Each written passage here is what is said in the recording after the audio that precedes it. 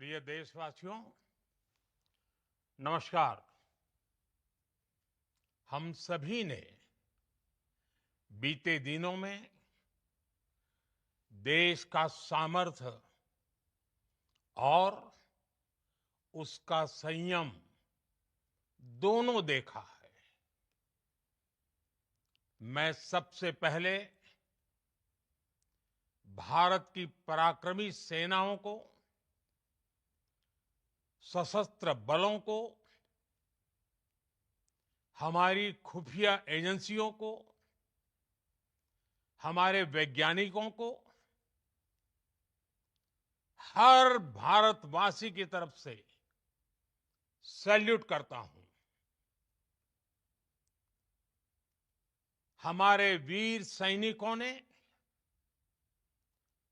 Operation सिंदूर के लक्ष्यों की प्राप्ति के लिए असीम शौर्य का प्रदर्शन किया। मैं उनकी वीरता को,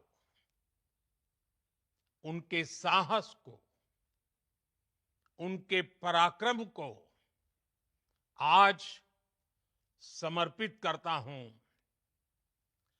हमारे देश की हर माता को, देश की हर बहन को और देश की हर बेटी को ये पराक्रम समर्पित करता हूं। साथियों, 22 अप्रैल को पहलगाम में आतंकवादियों ने जो बर्बरता दिखाई थी, उसने देश और दुनिया को झकझोर दिया था। छुट्टियां मना रहे निर्दोष मासूम नागरिकों को धर्म पूछकर उनके परिवार के सामने,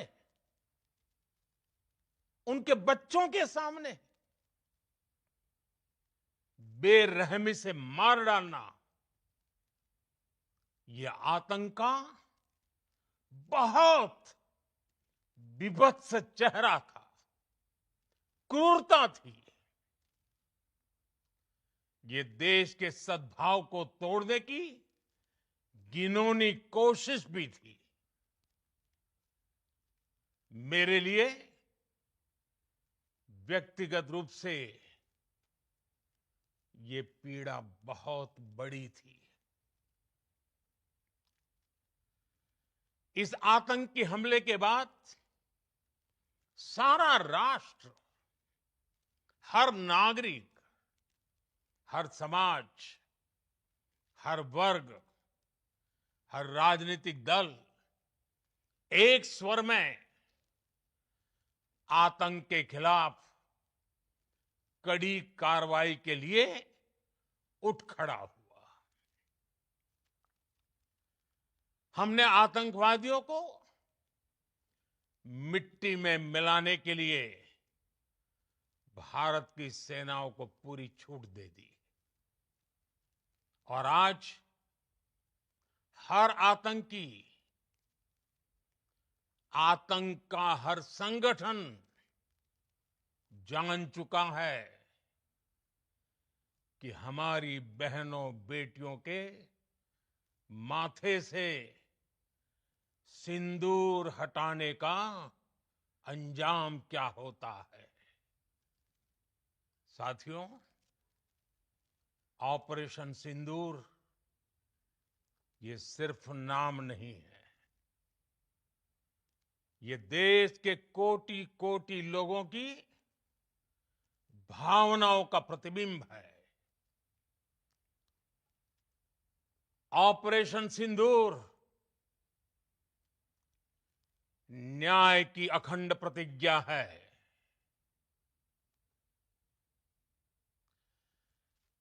6 मई की देर रात, 7 मई की सुबह पूरी दुनिया ने इस प्रतिज्ञा को परिणाम में बदलते देखा है। भारत की सेनाओं ने पाकिस्तान में आतंक के ठिकानों पर, उनके ट्रेनिंग सेंटर्स पर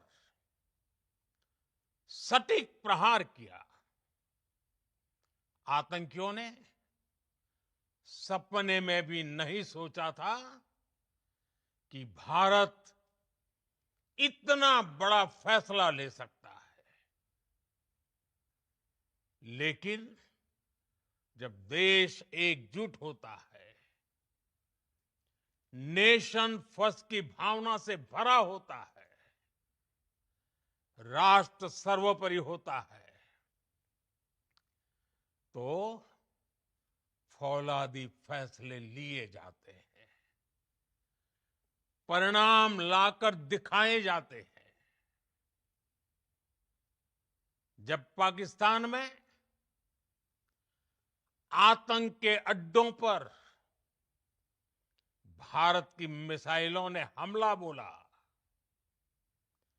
भारत के ड्रोन्स ने हमला बोला, तो आतंकी संगठनों की इमारतें नहीं, बल्कि उनका हौसला भी थर्रा गया। बहावलपुर और मुरिद के जैसे आतंकी ठिकाने एक प्रकार से ग्लोबल टेररिज्म की यूनिवर्सिटीज रही है। दुनिया में कहीं पर भी जो बड़े आतंकी हमले हुए हैं, चाहे 9/11 हो, चाहे लंदन ट्यूब बॉम्बिंग हो, या भारत में दशकों से जो बड़े बड़े आतंकी हमले हुए हैं, उन सब के तार कहीं ना कहीं आतंक के इन्हीं ठिकानों से जुड़ते रहे हैं।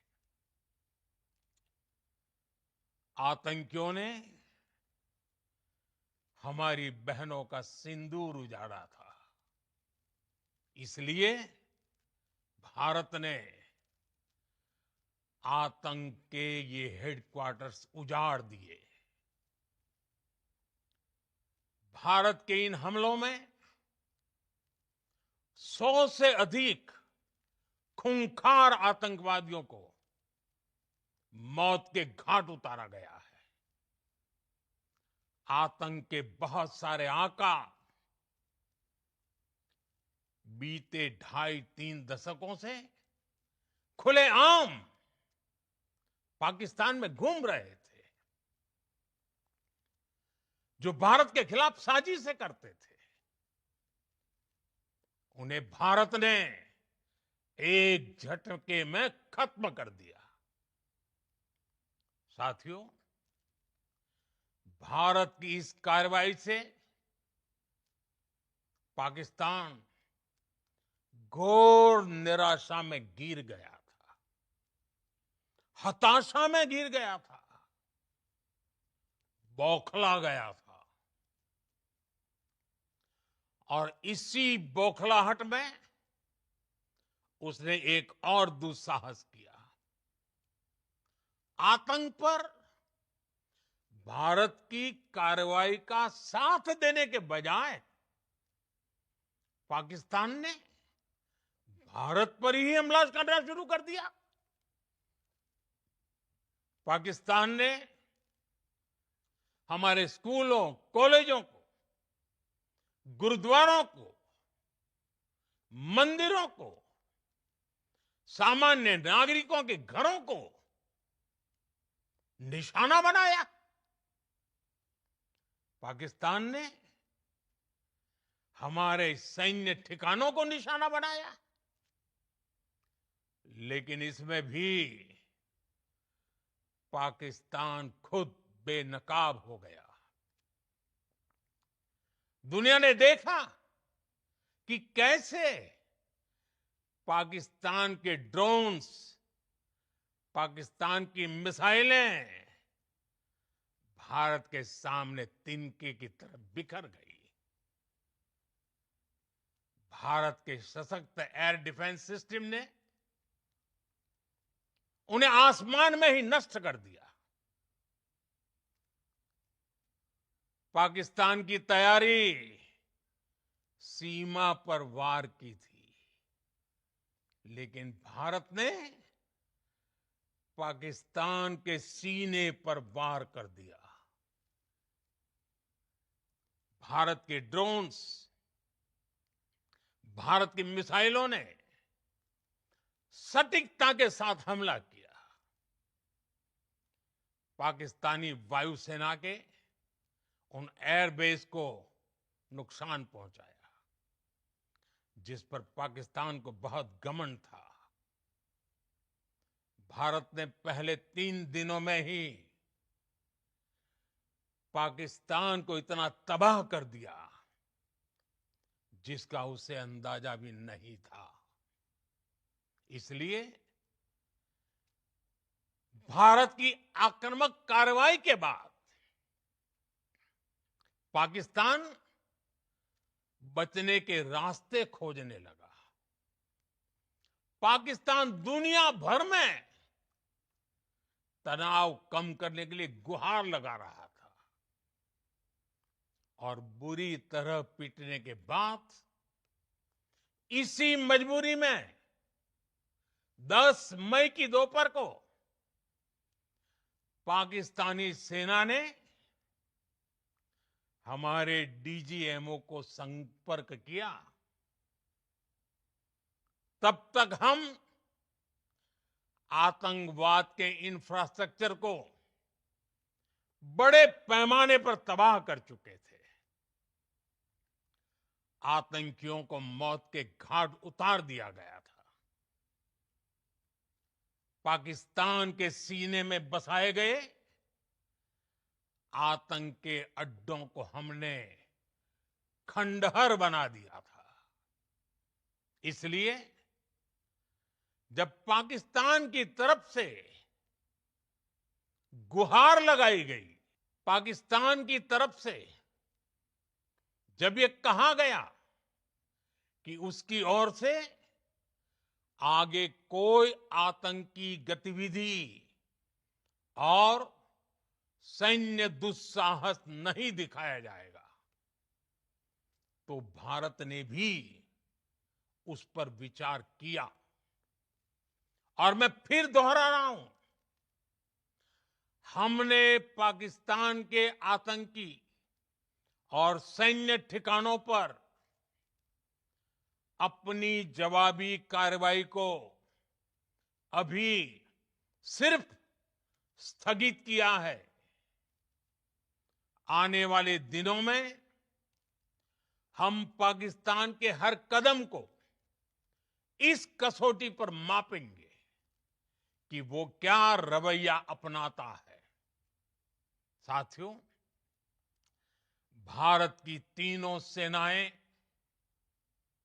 हमारी एयरफोर्स, हमारी आर्मी और हमारी नेवी,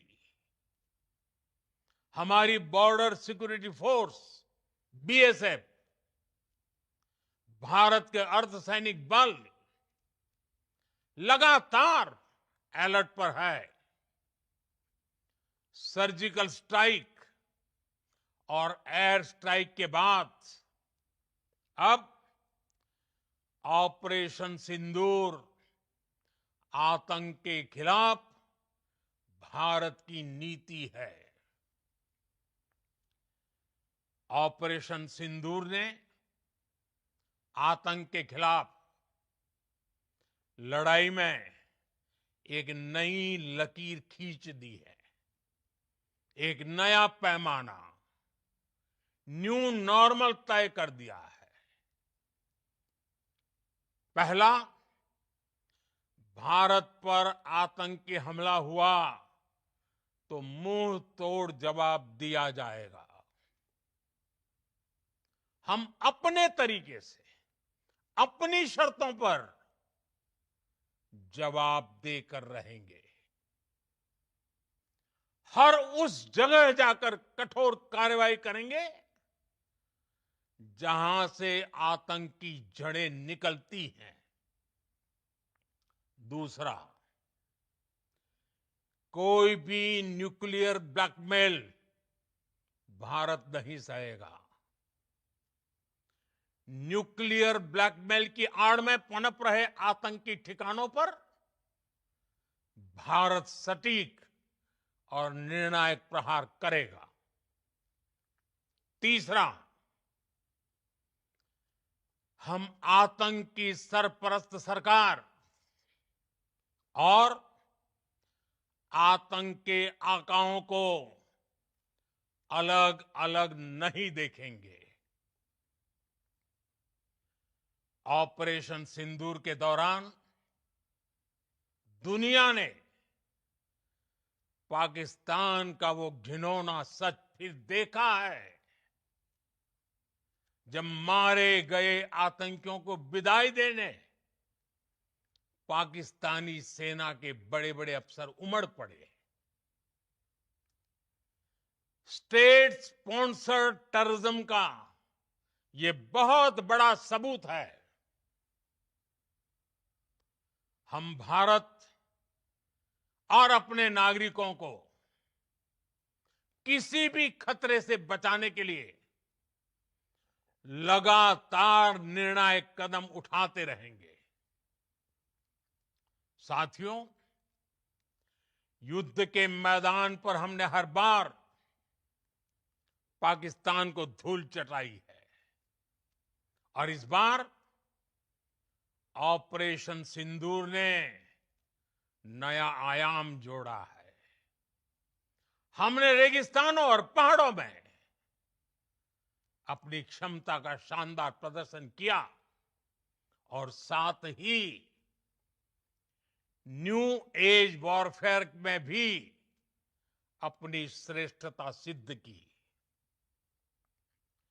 इस ऑपरेशन के दौरान हमारे मेड इन इंडिया हथियारों की प्रामाणिकता सिद्ध हुई।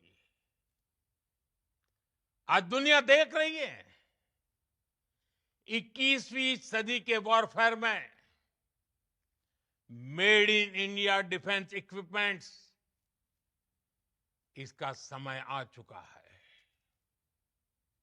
साथियों, हर प्रकार के आतंकवाद के खिलाफ हम सभी का एकजुट रहना हमारी एकता, हमारी सबसे बड़ी शक्ति है। निश्चित तौर पर ये युग युद्ध का नहीं है, लेकिन ये युग आतंकवाद का भी नहीं है। टेररिज्म के खिलाफ जीरो टॉलरेंस, ये एक बेहतर दुनिया की गारंटी है। साथियों, पाकिस्तानी फौज, पाकिस्तान की सरकार जिस तरह आतंकवाद को खाद पानी दे रहे हैं, वो एक दिन पाकिस्तान को ही समाप्त कर देगा। पाकिस्तान को अगर बचना है तो उसे अपने टेरर इंफ्रास्ट्रक्चर का सफाया करना ही होगा। इसके अलावा शांति का कोई रास्ता नहीं है। भारत का मत एकदम स्पष्ट है। टेरर और टॉक एक साथ नहीं हो सकते। टेरर और ट्रेड एक साथ नहीं चल सकते और पानी और खून भी एक साथ नहीं बह सकता। मैं आज